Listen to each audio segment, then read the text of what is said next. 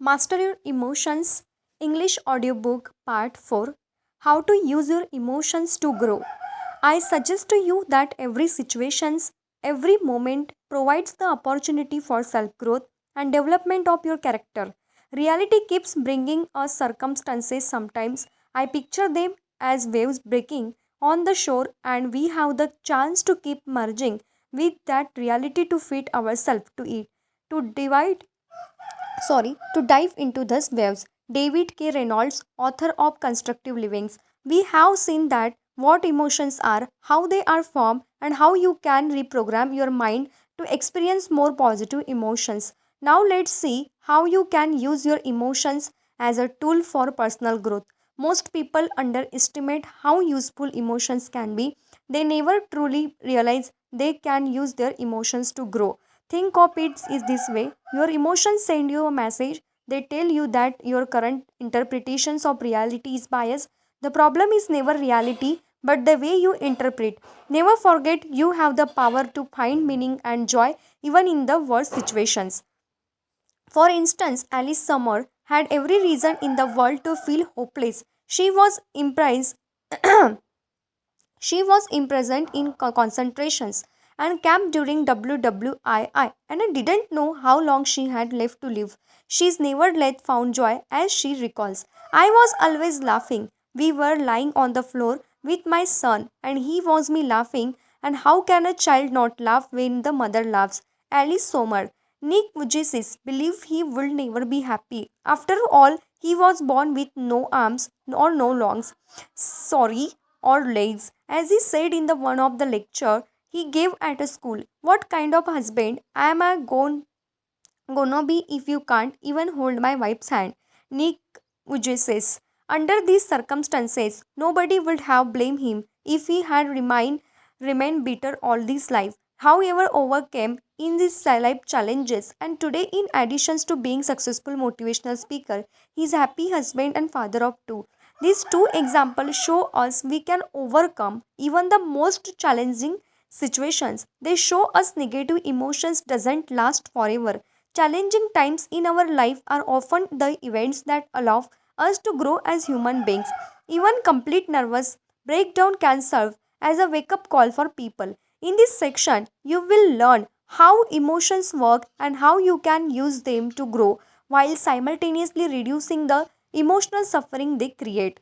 Point number 1, how emotions can guide you in the right directions. Emotions come and go and ultimately can't define you, but it doesn't mean they don't have a role to play. They can foster your personal growth by reminding you of you what you already know. You need to make changes in your life. The more you ignore your emotions, the louder they will become. It starts with small voice, with a gut feeling and initiative knowledge. As you dismiss the sign, it gets louder. Keep ignoring your emotions and your body will begin to talk in the same way as you experience physical pain. For instance, let's say you will feel emotions you identify as a stress. This tells you to make changes in your life. It could involve moving away from a stressful situations, improving the situations, or changing how you can interpret it. One thing is sure, you need to be something about it. If you keep ignoring stress on the stressor, it may be result several health issue. The bottom line is your emotions send you a message. In the same way that physical pain tells you something is wrong with your body, emotional suffering tells you something is wrong with your mind. The power of self awareness. Self awareness is one of the most important components of your personal growth. Without it, you can't do much to change your life since you can't change a problem unless you realize it exists. So, what is self awareness? Self awareness is your ability to observe objectively your thoughts, emotions, and behaviors without adding your own interpretation or story to it. Above or below the line, in the 15 commitments of conscious leadership, Jim Detmer and Dania Champion introduced a very simple yet powerful model to help increase self awareness. This model is extremely simple, a single line. Our authors argue that at any time you are either above or below the line. When you are above the line, you are open, curious, and willing to learn. But when you are below the line, you want to be correct, and as a result, you tend to be defensive, close to new ideas. Put it simply, and when you are above the line, you are conscious. When you are below the line, you are unconscious. Okay, I repeat, when you are above the line, you are conscious, and when you are below the line, you are unconscious. Whether you are above the below the or line depends on your emotional state. When you the sense a threat to your physical survival, to or go your ego state, when you sense a threat to your physical survival or to your ego, you fall below the line and try to protect yourself in order for you or your ego to survive. Conversely, when you operate above the line, you are in the positive state of mind. Your creativity, innovations, and collaborations are their best, resulting in enhanced performance. Your ability to recognize when you fall below the line largely determines how well you can control your emotional state, and you can't change an emotions if you don't notice its presence. This is what being aware or conscious means. Below are some examples of above the line and below the line behaviors. Above the line, you are point, curious, listening consciously, feeling emotion, discussing without being argumentative, appreciating, taking responsibility, and questioning your beliefs. Okay, below the line, you are clinging to an opinion, finding fault, arguing, rationalizing, you're justifying, gossiping, enrolling others to affirm your beliefs, and attacking the messenger. Fear versus love. Another simple model you can use is the fear versus love model. Throughout your day, you either act out of fear or out of love. You act out of fear when your focus is getting something, and be it other people's approval or attention, money or power. On the other hand, when you act out of love, your main focus is on giving, be it your time, money, love, or attention. You want to share and improve the lives of people around you, not for your own interest but simply for the sake of it. While your actions can simultaneously reflect your desire to give and receive one or the others, these components is generally more pronounced to master your emotion. You must learn to identify whether you are acting out of love or fear. For instance, look at one of your the major life goals. Is it a fear-based goal or love-based goal?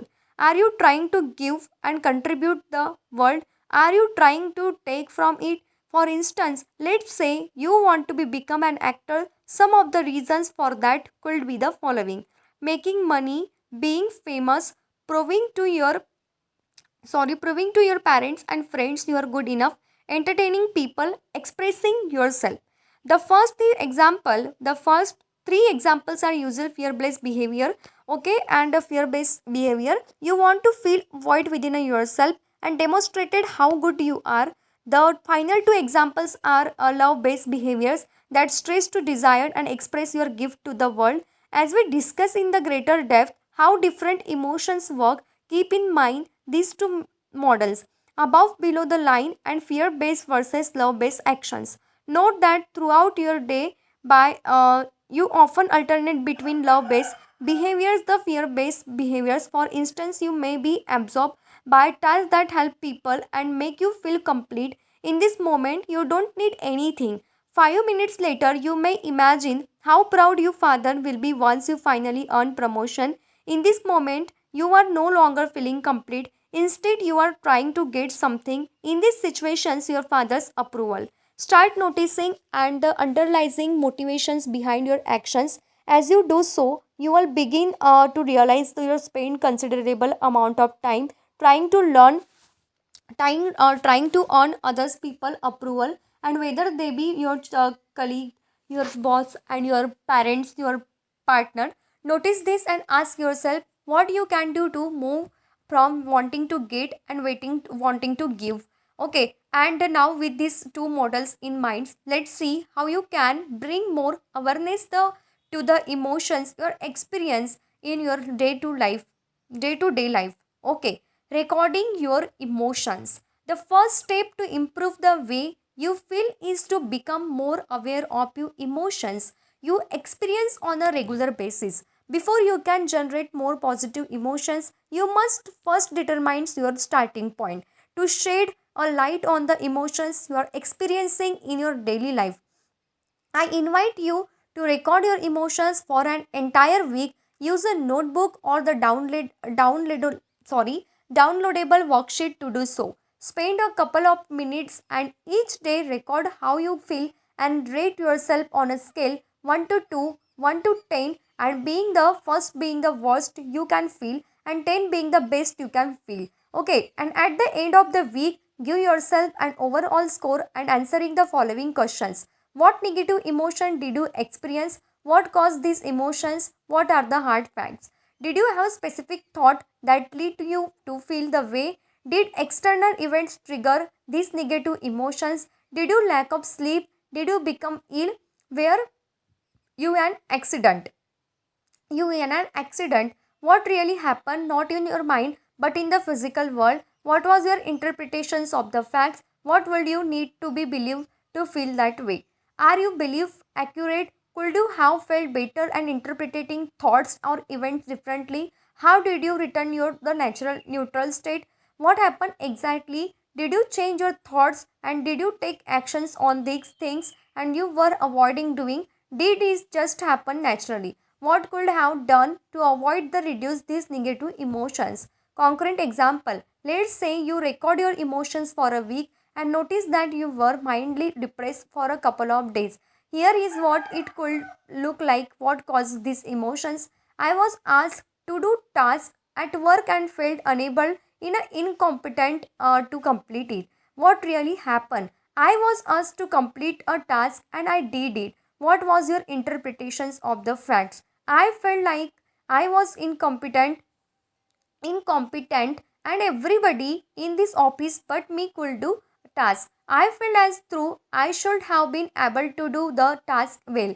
I felt as though everybody and was judging me. What would you need to believe to be feel that way? And I would need to be believed I am incompetent. Being incompetent is unacceptable. I should have been able to do tasks. Everyone is judging me. Are you believe true? Are you really incompetent? Maybe I am biased and I judge myself too harshly and it being incompetent unacceptable. No, the fact is I cannot always incompetent as everything. Should you be able to do the acts? I haven't much experience performing the similar task and there was no way I could do it without asking for help. Is it true that everyone judging you? Some people may judge me, but that's probably not true everyone. It's also possible nobody really cares. After all, they have their own issues to deal with. And what if nobody noticed or perhaps I did okay? The negativity is all in my mind. Concrete example. Let's say you record your emotions for a week and notice that you were mildly depressed for a couple of days. Here is what it could look like. What caused these emotions? I was asked to do tasks at a work I felt unable to incompetent to complete it. What really happened? I was asked to complete a task and that I did it. What was your interpretations of this fact? I felt like I was incompetent and everybody in the office but me could do the task. I felt as though I should have been able to do the task well. I felt as though everybody was judging me. What would you need to believe to feel that way? I would need to believe I am incompetent. Being incompetent is unacceptable. I should have been able to do the task. Everyone is judging me. Are you believed too? Are you really competent? Maybe I am blessed and I judge myself too harshly. And is being incompetent unacceptable? No. The fact is I cannot always be competent as everything and should you able to do tasks. I haven't much experience performing similar tasks and that there was no way I could do it without asking for help. Is it true that everyone is judging you? Some people may judge me, but that's probably not true of everyone. It's also possible nobody really cares. After all, they have their own issues to deal with. And what if nobody notice? Or perhaps I did okay and the negativity is all in my mind. How did you return to your neutral state? I realized it was actually no big deal. I asked colleague whether I did the task correctly. He helped me and gave me some advice. He also recommended some good books and to help improve my skill.